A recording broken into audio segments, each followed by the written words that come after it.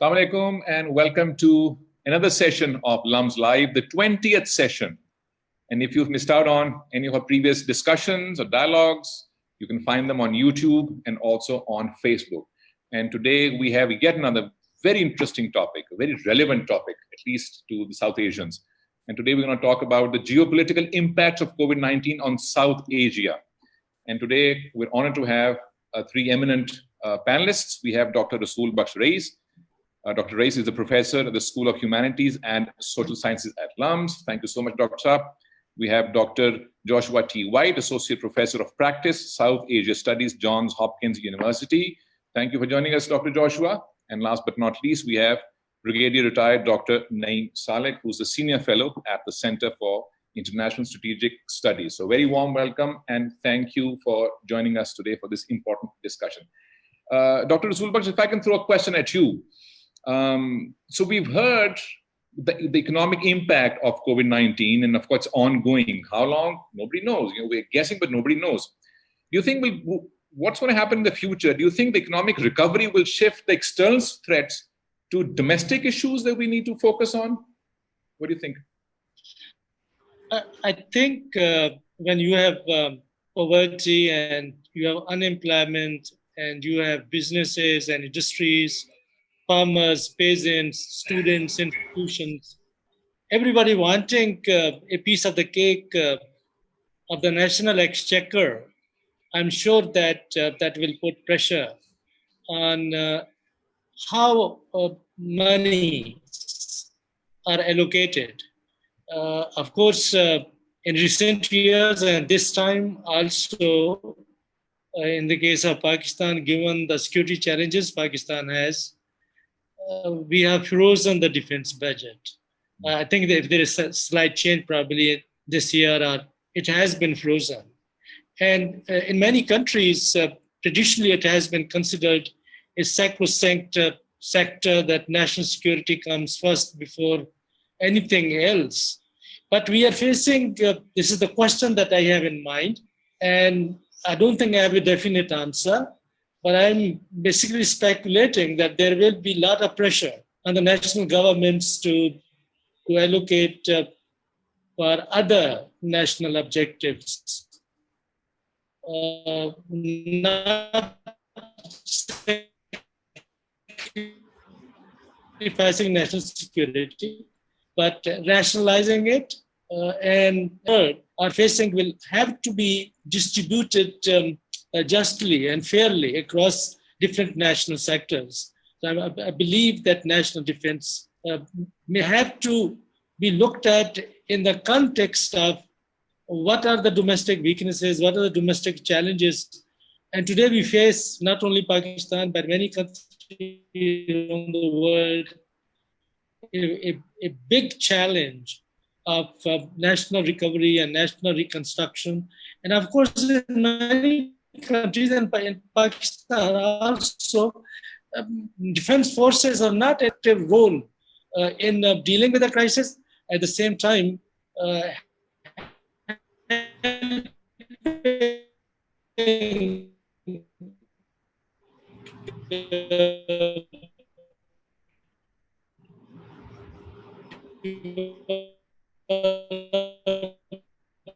we're getting too much distortion. Doctor, we're getting too much distortion.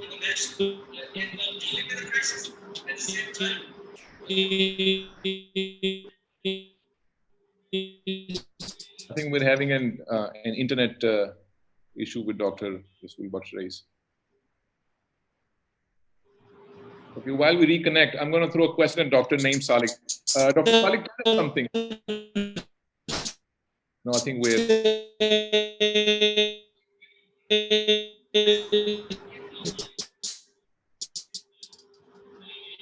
we're having connectivity issues here. If I can pose a question to Dr. Naeem Salik. Dr. Saab, tell us a little bit about the book that came out that you wrote last September, briefly about that. But here's another question that I want to ask. I'm sure lots of people would want to know the answer. India recently has been, for lack of a better word, excitable lately, Do you think because of this pandemic, pre-pandemic, there was some simmering tensions between India and Pakistan. There were some episodes that were going on, and then the pandemic happened. Do you think this pandemic would reduce the tensions or increase the tensions between India and Pakistan? Actually, if you look at the situation, it was hoped that once the two countries are focusing on the socio-economic upheaval that has been created by the pandemic, they will focus more on their domestic problems and try to cool off the tensions, at least for a while, until they can overcome that crisis. But unfortunately, that has not been the case. If you look at the statistics, we are halfway through the year 2020, and there have already been over 1,200 ceasefire violations across the line of control, which means that there has been no let-up in the tensions and the instances of firing across the line of control, and the rhetoric also goes along with that. We have heard many people in India talking about, interestingly, in fact, one of their nuclear experts has written an article in which he said that India's COVID response has actually enhanced the credibility of India's deterrence, because it has shown that India is capable of taking tough decisions by locking down the whole country. So they will take the tough decision when it comes to nuclear exchange also. So that is the kind of approach. And then they are having the problems with China on the borders in Ladakh. Basically, they have had some relief from the domestic problems because of the pandemic. Because if you go back to the pre-pandemic time, the demonstrations against the Citizens Amendment Act and the NRC, they were very vibrant all over India, and they were gaining momentum. But with this pandemic, with the lockdown, they have been able to disperse those demonstrators, and in fact, they have picked up selectively the leaders of those demonstrations. So the momentum has broken. One doesn't know whether it will restart after the pandemic. And similarly, in Kashmir, the lockdown had already, it's almost little more than 10 months now. It would not have been possible to continue with that lockdown in Kashmir, but now they have got the cover of pandemic. So both the things have mixed up. So the domestic problems are there, but they are now continuing with that hyped national. In fact, it is, I would say, hyper nationalism, which is very prevalent in India these days. So they are displaying it vis-a-vis both in China and Pakistan. The difference is that in case of China, it is only pushing and shoving and throwing some stones and using sticks. Whereas on the Pakistani side, they are much more belligerent. They use all kinds of heavy weapons, and they continue to threaten the surgical strikes and all those kinds of things. And very briefly about the book. It's always good to talk about a book. Yeah, actually, this is, I would say, a companion book to my earlier book on Pakistan, which was entitled Learning to Live with the Bomb. So in that, I had traced how Pakistan has learned to manage its nuclear capability post-1998 over the last 2 decades, what institutionalized structures have come into place, what legislative measures have been taken, and how Pakistan has learned to rationalize and the nuclear capability within the greater context of its national security doctrines. This book, recent book about India's habituation with the bomb, in which incidentally 3 Indian scholars have also contributed chapters. This traces the similar phenomena in India as to how far Indians have learned in terms of management of the nuclear capability. But my conclusion from both these books is that whereas both the countries have learned to modify their means in terms of their mutual conflicts, they understand the limits of violence because of the ever-present fear of escalation to nuclear level. They have not changed their objectives. So they are continuing to pursue the same objectives which they were doing pre-nuclearization. And they have not been able to reconcile those because it's an entirely different situation altogether. And that is a risky situation because of which the strategic stability in South Asia is resting on a very, very shaky ground. most interesting and most relatable. Dr. White, if you want to comment on what Dr. Salik said, feel free to do that between India and Pakistan tensions. But here's your question. There's this initiative by China called the Belt and Road Initiative. It's a huge initiative. I think it's connecting like 70 countries, and China is spending like, $900 billion per annum for a decade. Because of this pandemic where the economic wheel stops everywhere in the world, what do you think is the future of this initiative? Because every question that one asks, China is somehow a key player everywhere, from the virus to economy to infrastructure. So what's the future of China's belt? Adil, it's a great question. And let me start off by saying that I'm delighted to join here. I've spent a fair amount of time at LUMS over the years. And it's great to connect with you and with old friends and colleagues. You're exactly right. China is at the center of so many conversations and so many economic, security, and political issues. And this pandemic came at what was already a very interesting, or you could say delicate time for the Belt and Road Initiative. There were already questions about whether the Belt and Road projects were broadly sustainable. And the United States administration here in Washington had actually spent quite a lot of time trying to build up a narrative, some of which I think was exaggerated, but some of which had a kernel of truth, that the Belt and Road projects would lead to debt trap diplomacy, that they were economically unsustainable, that they were politically coercive, and that they were environmentally unsound. Right. So even though some of these narratives maybe were a bit exaggerated, China was on the back foot in trying to recalibrate its approach, think about how to reassure potential partner countries, and move forward in a more sustainable way. I think the other thing that we are seeing here is that it's just really unclear how much capital China is going to have available to mobilize in the future for these kind of projects, or whether it's going to have to scale back its ambitions more broadly. At the present moment, to be candid, China is in a little bit of a fix. If they forgive or defer some of the outstanding debts, then they take an economic hit. If they choose not to defer or forgive outstanding debts, as has been requested by many countries already, some publicly and others, I'm sure, privately, then they take a reputational hit. So in the immediate term, I think they're really going to have to navigate these relationships. In the longer term, I think that the question is really whether they're able to bring to bear the kind of really big splash funding that we've seen in recent years. This is not likely to affect Pakistan as much as other countries. There's obviously a very deep and important relationship between China and Pakistan. The CPEC has been a flagship project of sorts. So I would expect that this dynamic will play out a little bit more significantly with other countries that are seeking funding and trying to choose whether they take infrastructure funding from China or from countries like the United States, Japan, and its partners that have adopted a somewhat different approach to infrastructure finance. Excellent.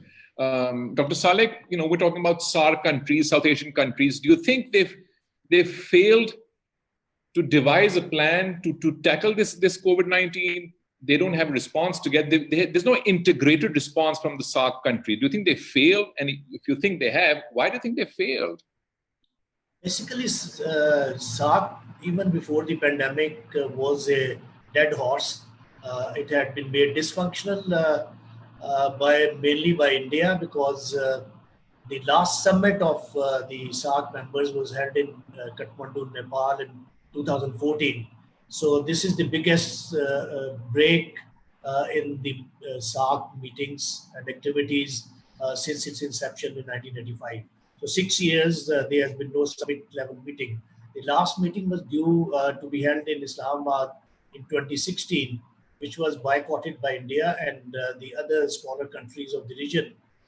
They followed India's lead, and they also declined to come. And since then, despite all the efforts, there have been no revival of the summit process of SAARC. So it was dysfunctional. The only functional aspect is the permanent secretariat of SAARC, which is located in Nepal. In the meantime, India had in fact started another parallel initiative by the name of BIMSTEC, which included Nepal, Bhutan, Bangladesh, India, Sri Lanka, Myanmar, and Thailand. So that was actually an alternative to SAARC. You can say in a way, SAARC -1. Basically, they wanted to isolate Pakistan in SAARC and have a alternative structure. And there is nothing new about it. India has tried that before as well. During I.K. Gujral's time, once he came up with his famous India's new neighborhood policy, which came to be known as the Gujral Doctrine. That was also meant at isolating Pakistan within the SAARC, and India wanting to deal bilaterally with the smaller neighbors, less Pakistan, and so that Pakistan is isolated totally in this region. So that was the situation once the COVID-19 came up, and obviously SAARC as a redundant organization could not take an initiative. And then suddenly in the middle of March, Prime Minister Modi of India, he convened an e-meeting of the SAARC heads of state and government, and he took that initiative to coordinate the efforts on COVID-19. And obviously, since the initiative came from India, it was not a legitimate call because it could only have been convened by the SAARC Secretariat, which was left aside. However, that meeting was held without Pakistan. Pakistan was represented by its advisor on health, Dr. Zafar Mirza. Later on, there were a couple of other meetings held at the ministerial level, health ministers level, and then the trade officials level.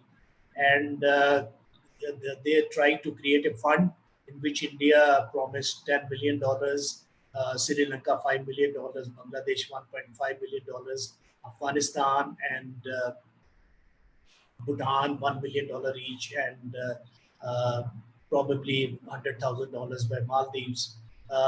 This was all told about $18 to $19 million. But again, the problem is Pakistan refused to contribute to this because Pakistan's point of view was that since this is not being handled by the SAARC Secretariat, so we are not going to contribute. If it SAARC Secretariat takes responsibility for this, then we may be part of it.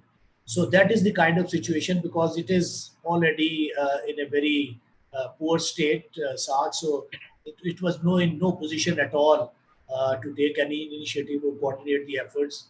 We have found in other regions where there are more vibrant regional organizations like EU and ASEAN. Even there, they found initially that countries were looking inwards and there was that kind of selfish attitude of our country first, and then people looked outside.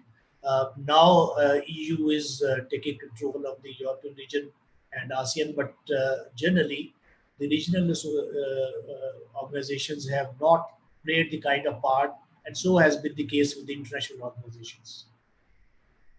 That's sad to know. Dr. White, what's happening in Afghanistan? Do you think the pandemic is going to have any effect on the US pulling its troops out of Afghanistan? Will it accelerate that process, decelerate, or is it unconnected? You know, as if there wasn't enough to worry about in Afghanistan. There is a peace process. It's moving forward slowly and haltingly, and I think we can think about the impact of the epidemic in a few different ways. One is in thinking about potential direct effects on the peace process itself and on the citizens of Afghanistan. There have been reports of widespread infection within the Afghan security forces as well as within the Taliban. And certainly the Taliban have already used this in a propagandistic way to show that they have been better at providing health services to people than the government. Now, that may not actually be true, but they've been relatively successful at promulgating that narrative. the pandemic also complicates efforts to actually undertake negotiations. They have to be done in these delightful, awkward formats that we're doing here today, rather than face-to-face and being able to drink tea together. So that could present some complications. But in the much larger sense, as your question suggests, I think there are real concerns that this pandemic would accelerate the drawdown of U.S. forces, would put greater pressure on, not just on President Trump, but on the U.S. decision-making system in general, including the Congress, to say that the combination of the desiring to put U.S. attention elsewhere against challenges like the perceived threats from China, and also the fiscal pressures that come to the United States from this pandemic and the need to scale down on defense budgets, mean that there will be significant pressures to hold back troops even to zero before the Taliban have followed through on their fairly minimal counterterrorism commitments, and certainly before they have followed through on a robust intra-Afghan dialogue that is leading to serious concessions on both sides. In my own view, drawing down those forces premature would be a major mistake, in that it would be the United States would be giving up leverage for no good reason. But the pressures are growing, and the timing of this is of course awkward because of the U.S. election that is coming up in November. But I would say that the pandemic, if anything, has changed the conversation a bit in Washington. There are people who say, why do we have an enormous military we're spending hundreds of billions of dollars on if we cannot effectively manage a health crisis at home? And there are pressures to redistribute parts of the federal budget, I think very sensibly, to focus on domestic challenges, which gets at the first question that you posed in our conversation today. Dr. Rasul Bakhsh, welcome back, sir. Hope your net is working fine now. So typically, South Asian in general are nationalistic people, like South Americans. I'm sure other nations are also. So my question to you would be, to what extent has this pandemic contributed to the my country first sentiment of nationalism?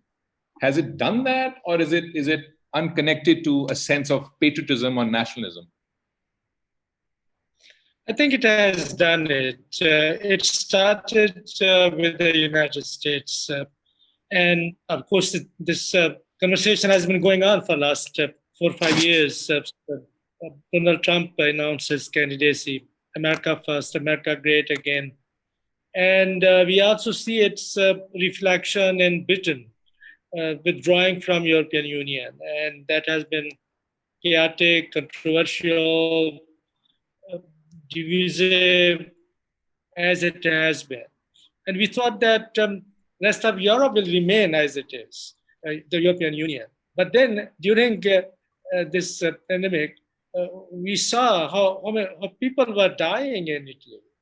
And that started with Italy. And then in other weaker European Union states, but particularly in Italy. So where was the European Union? That was a big question. How that country could be helped. Here, and of course, the global trends, and particularly at the level of great powers, European, former colonial powers, very powerful countries in the world, that set an example. And their language and their preference for nation is reflected everywhere in the world today because of the nature of the crisis. And then also, particularly in the case of India and Pakistan, you see how the Pakistani workers have been treated in our brotherly Muslim countries. They're dying and they're in the camp. There's no help for them. They cannot fly out back into Pakistan because of the pandemic. We have closed flights and they've also closed flights.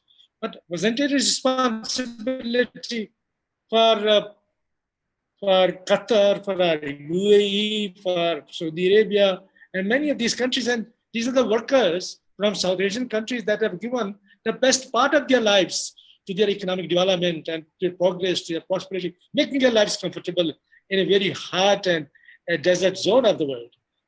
Why that was the case? Because they were not nationals. And then it became the responsibility of the national states to take care of them, and whatever resources we have been doing that. Ultimately, I think when there is, and this is history, this is economy, and this is a human character as well. When you have scarcity of resources and there is little to go about, then you look around your own family, your own friends, your own community, your own state, your own nation.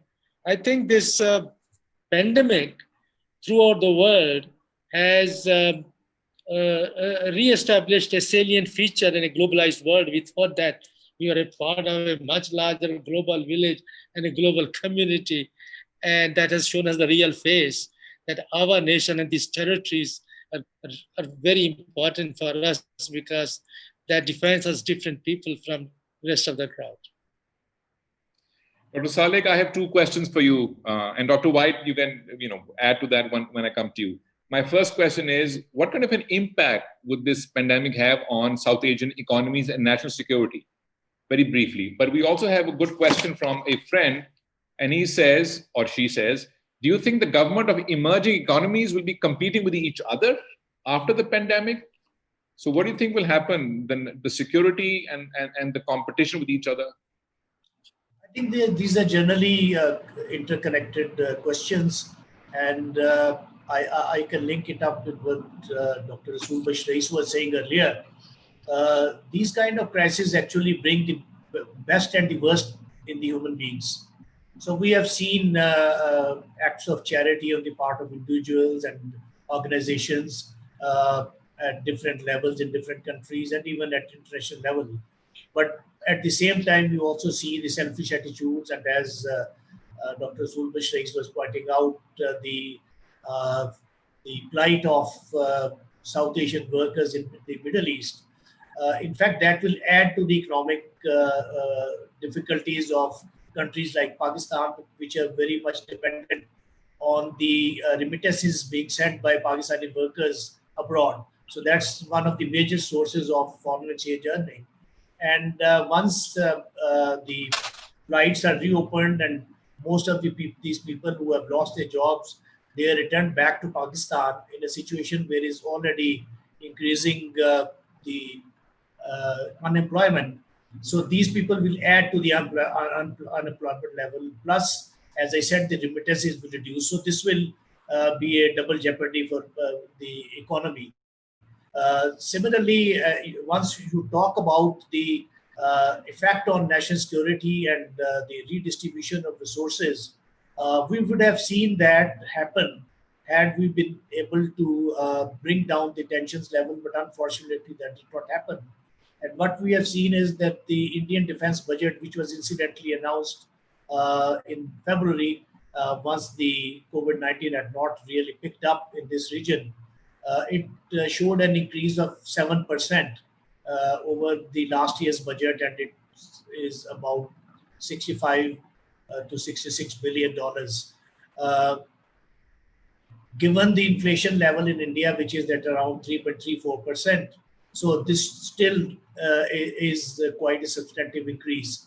In case of Pakistan, as Dr. Rais mentioned in his earlier remarks also, that Pakistan has frozen its defense budget.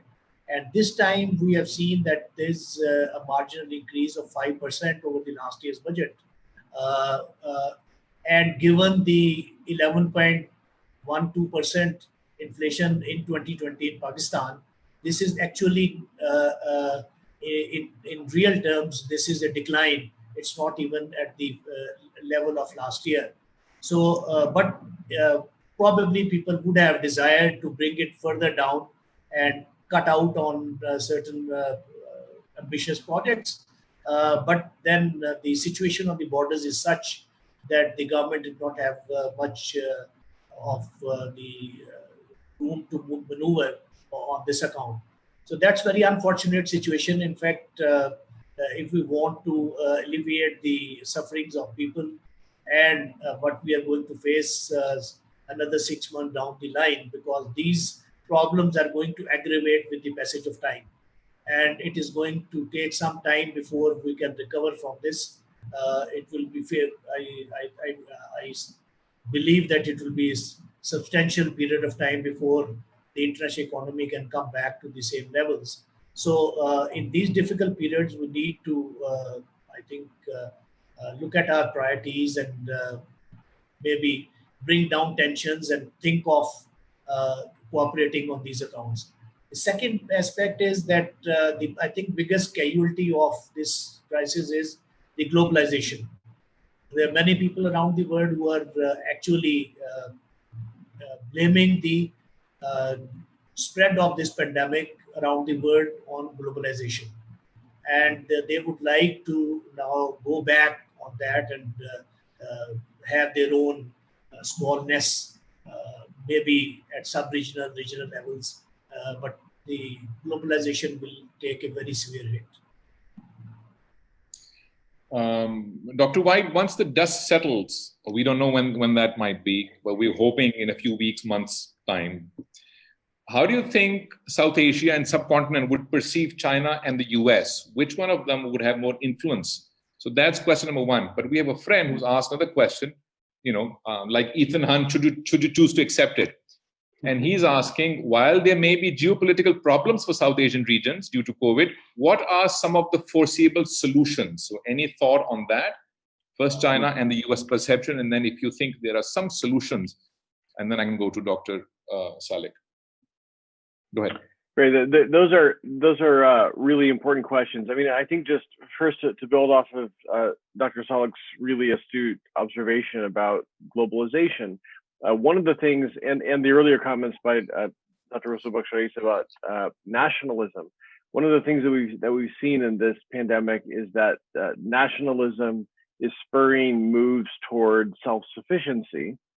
And not always in ways that I think are positive or very sensible. Here in the United States, there are calls to say, well, look, why have we outsourced our production of pharmaceuticals? Shouldn't we have all of those here in the United States? Now, in economic terms, that really doesn't make sense. It's usually fine that we can produce these in India and China and elsewhere.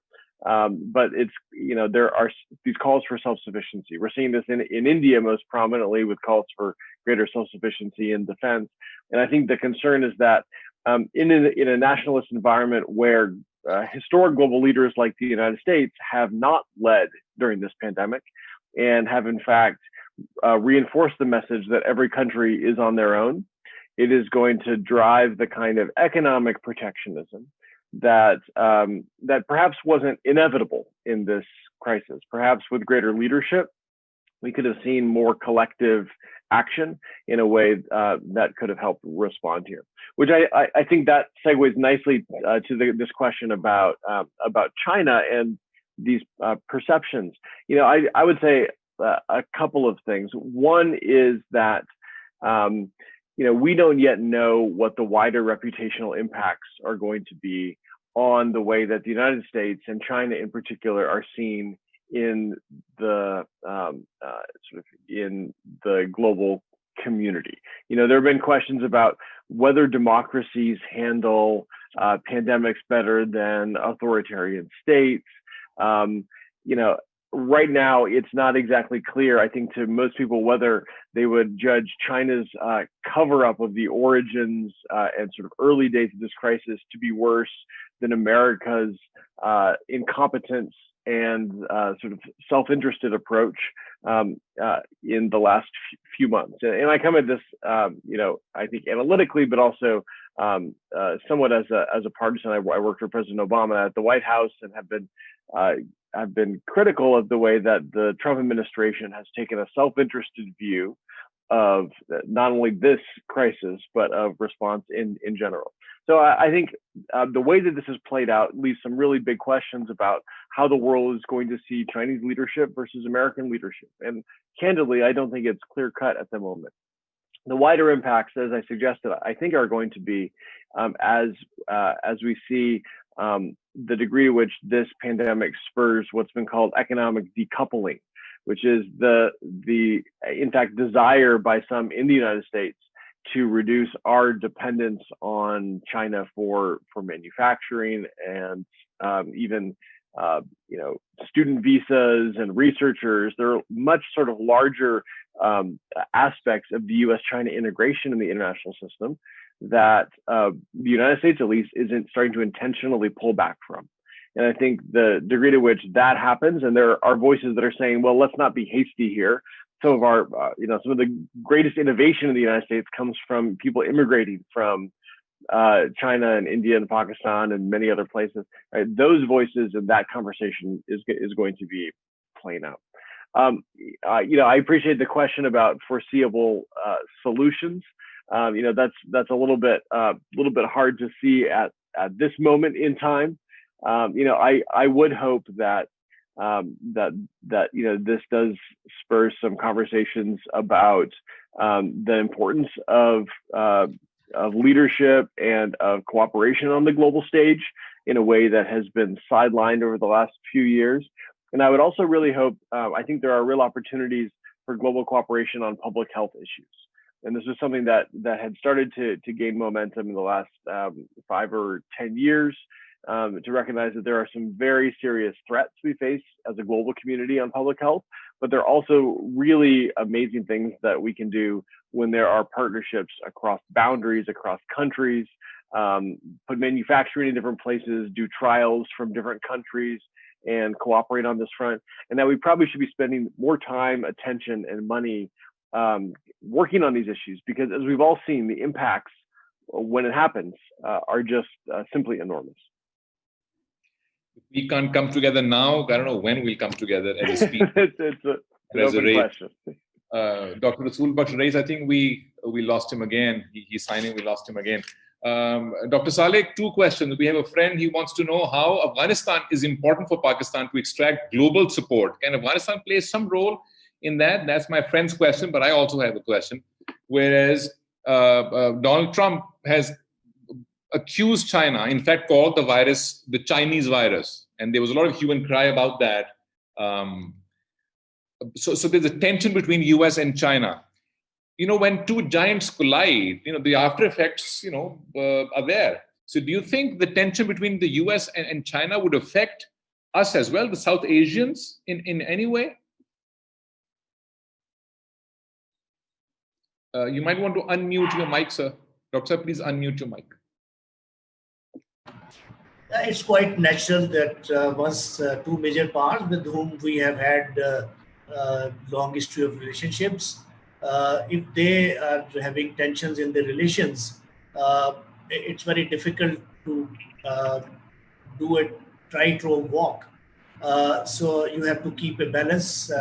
Obviously, despite the recent upsurge in Pakistan-China relations at the strategic level, we have had a very long and very important, significant relation with the United States. So in this kind of a situation, if the tensions increase between US and China, the US would expect Pakistan to take sides with the US, or at least distance itself a bit from China, which may not be possible for Pakistan to do at this stage. And that puts Pakistan in a very awkward situation. So that's a very, very difficult thing to do. As far as Afghanistan is concerned, it's important for Pakistan from the point of view of its image, because over the years, the image outside has been that Pakistan is part of the problem rather than being part of the solution. And Afghan leaders have also been, from time to time, pointed fingers at Pakistan for being responsible for some of the things which have gone wrong in Afghanistan, rightly or wrongly. And similarly, US also, because once it failed to impose a military solution and gain military victory in Afghanistan, it was also looking for scapegoats, and Pakistan was the most convenient scapegoat. But if the Afghan peace process goes along and it reaches a positive conclusion, then obviously it will be a very positive thing for Pakistan from both the point of views of its image, international image, and secondly, it will also relieve security problems of Pakistan, because at least on the one side, you will be comfortable that there is peace and stability in Afghanistan, so you are not facing spillover of any problems or threats from that direction. So that, from that point of view, that would be very, very helpful to Pakistan.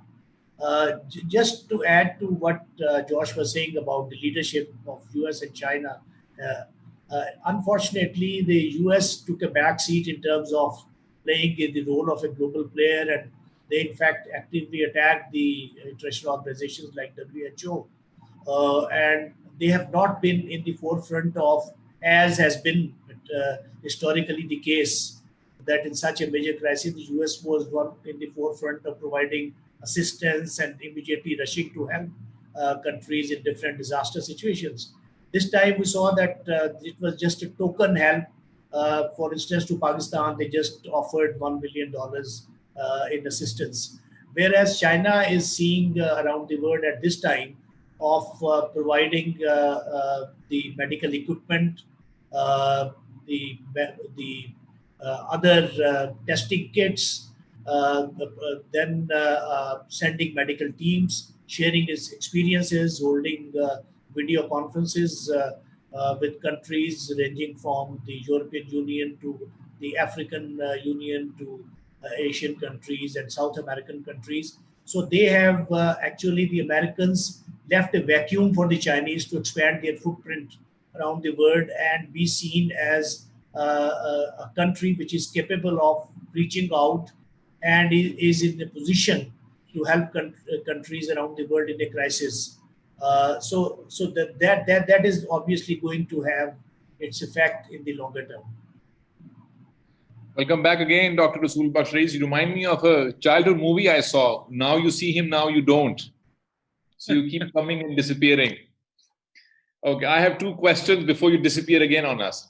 One is from a friend, Muhammad Taimur, and he wants to know, what are the geostrategic challenges that Pakistan faces today during and post-pandemic? So if you can enlighten us on that. And Dr. Salik was just telling us about the US tensions with China and how it will shape the landscape of South Asia.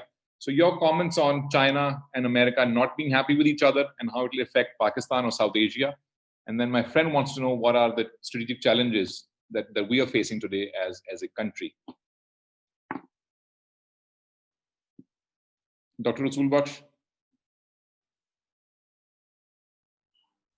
No, I think we're I'm sorry for this disappearance. It is because of weak technology that I have. And next time I will be more careful. I won't be staying where I'm staying, but rather I will be close to some much stronger source. Let me talk about the second question about United States and China. Can you hear me? We can hear you fine. We can hear you fine. Go ahead, please. Okay. Okay. I believe that I think distance and I think geography and history and politics. There is a big mix of factors today, and you have to add economy, strength, markets. One thing that is redefining everything, and we need to keep in mind, is a thinking in the Western world that promoted globalization, that somehow globalization has gone wrong. This is a very important theme in the emerging literature. Why it has gone wrong? Because the countries we never thought will be able to compete with us, and particularly the command and control the supply chain of the economy, and Huawei and many other things, and how that will contribute to becoming from 10th, 15th to number 2 economy in the world, and the projections that it can be number 1 also in coming decades and years. So if that has gone wrong. So where it has gone wrong, when it has gone wrong, then I believe that that countries are redefining their relationships, particularly with the Western markets, and then they are also looking for alternatives. And Pakistan search for alternatives from the Western pacts, Western relationship, particularly Britain, Australia, United States. So that started in 1960s, and we have been accused of betrayal and not being faithful. So, Pakistan has also learned a little bit about what politics, history, and international relations basically mean. In the present context, I think Pakistan will play its card very carefully. We have been beaten once, and we would not like to be beaten twice. So Pakistan would not like to be such a close ally of the United States in whatever type of Cold Wars seems to be shaping up, so that to damage its relationship with the Western world, particularly with the United States, and not to be with the United States to the extent that that will damage our relationship with China. So a very careful policy of balancing interests and doing business with all the countries. I think that is what I feel is going to be. And I think many countries are going to play around that. It is not the same Cold War, and I don't think whether it is the Cold War or some disagreements and tensions, and particularly it is Trump and conservatives in the United States. So China, India, Pakistan, many other countries, I think they are going to look at global relationships, not in terms of neutrality, not in terms of isolation, not in terms of alliances, but rather in terms of what is it that we can get out of it. About the first question, I believe we know the challenges what we have faced for the last 30, 40 years. And the major challenge for Pakistan, security, and the real challenge is 40 years war in Afghanistan. And we have not been able to end it. And we cannot end it ourselves. Why? Because great powers have been there. Soviet Union came as an invader, United States came as a liberator. Then the Civil War, conflict, Taliban took over, then the United States came back as a liberator again, and the resistance. So we have been a player, we have been a minor player, we have been trying to safeguard our interests so that our strategic backyard, not strategic, that is nonsense. Our strategic backyards, which is so important in every country, is very careful about backyards that they don't become occupied by the 1970s and 1980s, 90s. Even today, how Afghanistan's territory has been used against Pakistan's national interests. So we are a player, and I believe that in a defensive way, that the real challenge is that how this conflict comes to an end, sooner the better. And I hope that the most important development, that is I think that is a great thing that has happened for Afghanistan and also for the United States and for the Taliban. I don't look at what is it, if the United States could not gain for 20 years, what do you expect the United States to gain in next 20 years? The policy, the same policy as usual, never works. And for 20 years, if it has not worked, it's how it is going to work next 10 years. You may say that, well, we have accomplished 90 miles and there are only 10 miles left. Let us have a lap and get it there. It's basically those last 10 miles that they have not been. And they have been at mile 90, but rather 95 since 2002. So if I think it is a good thing. It paves the way. It sends a very important message to the former warlords, now who happen to be American allies and very close allies with them, and they're good warlords. So the bad warlords are the Taliban, and they have even agreement with the bad warlords. So the good warlords have been told that, okay, guys, come on the negotiating table among yourself first. And they actually hesitated a little bit, and then they came together, and there was an agreement between Abdullah and Ashraf Ghani. I think that Taliban are talking to the government and government is talking to them, and there are pressures from American side, from friends of the Taliban, friends of Afghanistan. So I see a better future for Afghanistan. If there is a better future for Afghanistan, I think there is a better future for Pakistan. But then, what is that Afghanistan that really makes something? The other challenge is, of course, India. And as long as we have Modi in India, and when we are not watching their television officially, they can't watch our television.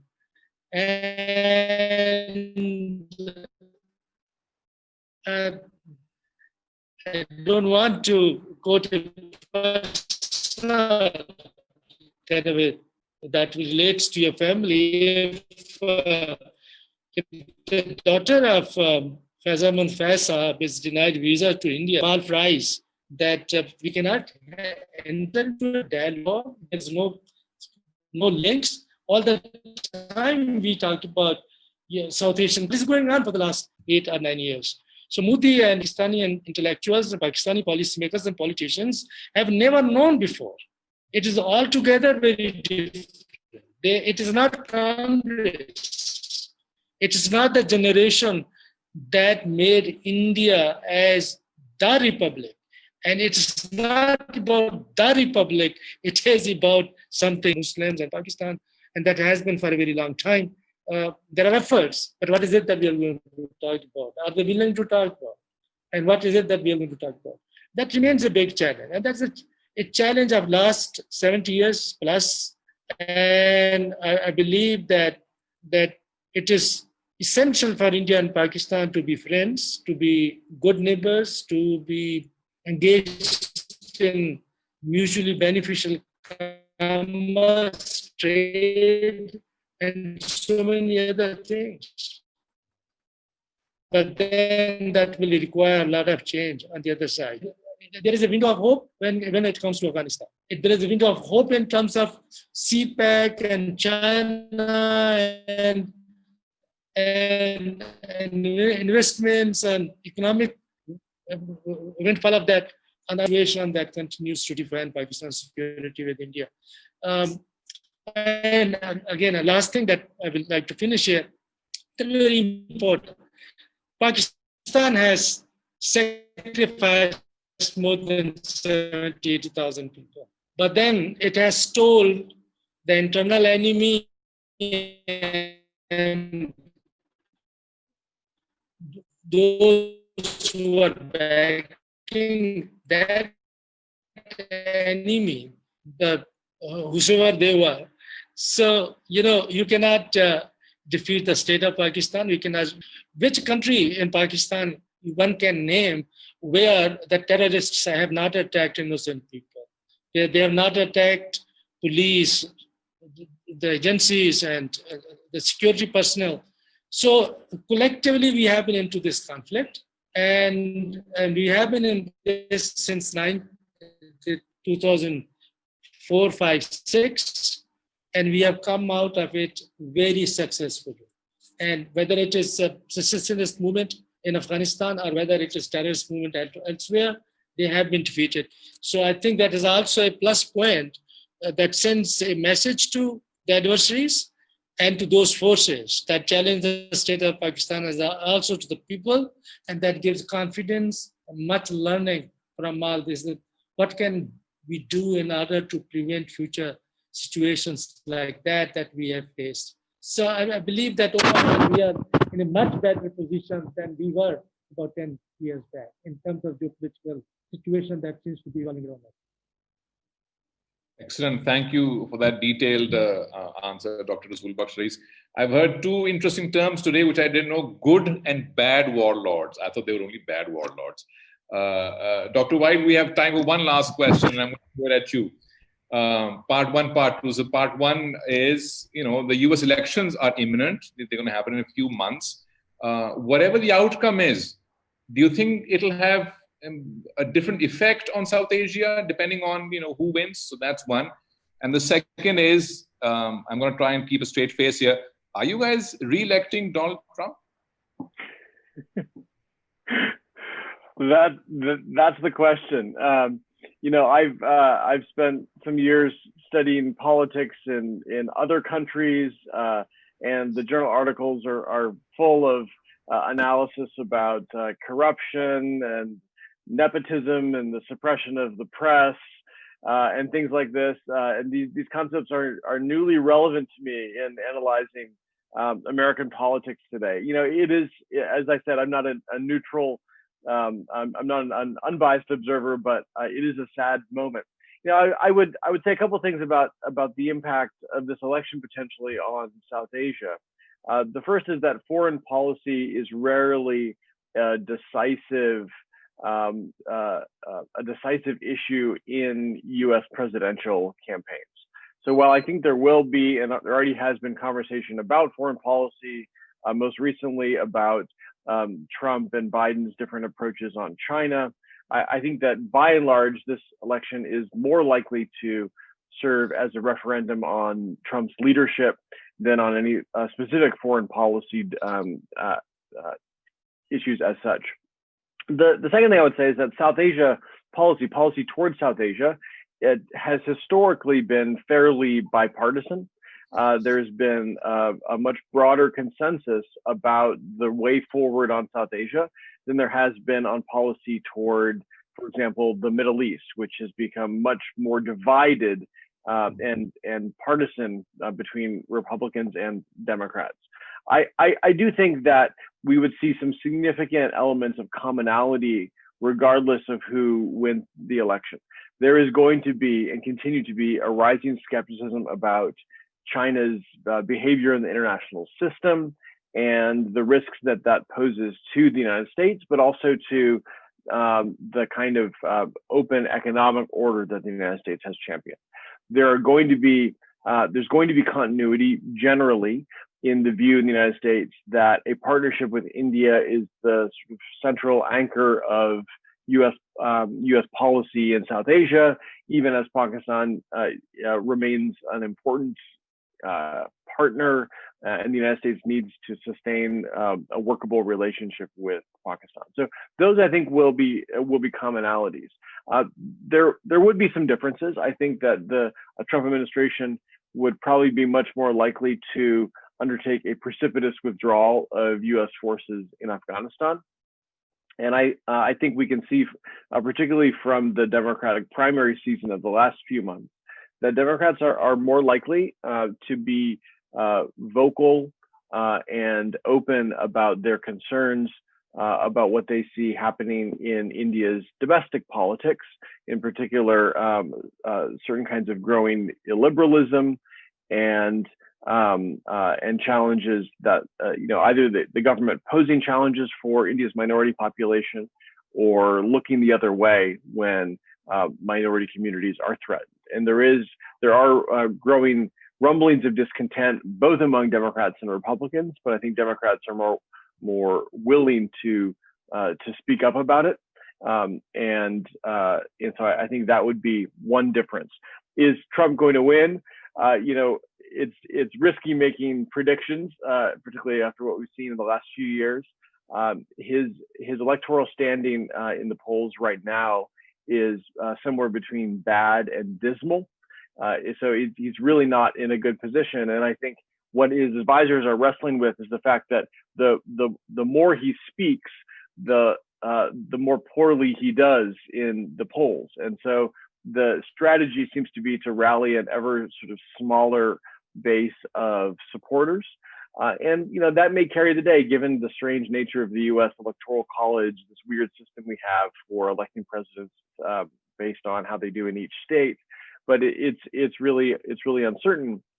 I think what is clear is to everyone is that Donald Trump has, in many ways, significantly changed not only America's standing in the world, but the assumptions about how the degree to which countries can rely on policy stability from the United States.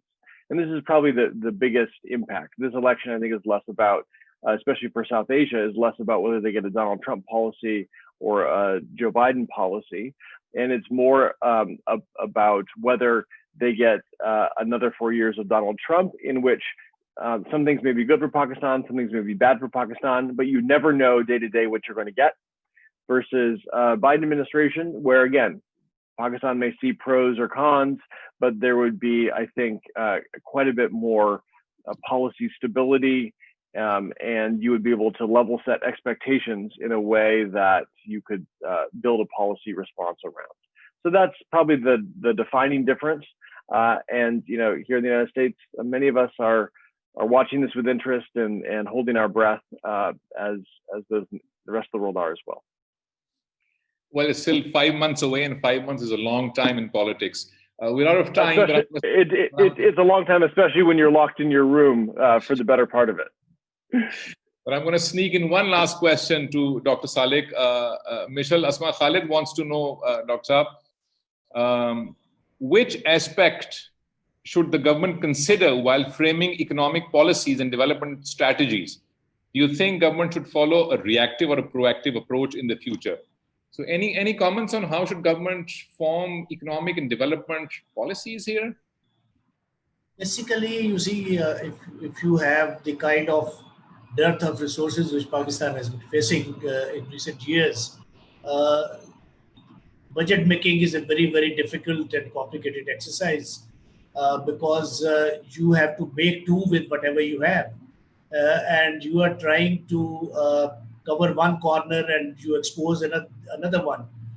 So you have to be very, very careful to balance the development requirements as well as to look at the security compulsions plus the unemployment and others. So you cannot have really an ambitious development program, because the problem is that if you want to increase the employability of the people, then you have to start big projects where the government is involved and government is investing so that the jobs are created for people in different skill sets. So once you do not have resources to start major ambitious projects, then the employment will remain the same. It will remain stagnant, and you cannot do anything about unemployment. So there is a vicious cycle. One thing is related to the other. Then the biggest problem with Pakistan is at the moment that the major chunk of our resources goes in debt servicing. In fact, we have been getting debts to pay back our old debts and interest on those. That is why Pakistan government has been trying during this crisis to convince the donor countries and the international monetary organizations to provide some debt relief to countries like Pakistan, so that you have some relief and some cushion which you can then use to relieve the economic pressures of the people. Unfortunately, that has not come about in any big way. So if you have to pay the bulk of your resources in debt servicing, you are not really left much, because then the administrative expenditures, the salaries of the government employees, you cannot do away with that. So you have to pay those expenditures. So then literally there is nothing left for the government to play with. So that's unfortunately the situation. Well, we're out of time. Thank you so much, Dr. Rasul Bakhsh Rais, Dr. Joshua T. White, and Brigadier Retired Dr. Naeem Salik, for your time, for your insight. And those of you who are watching, please stay safe, please stay indoors, and look after yourself. Thank you so much, gentlemen.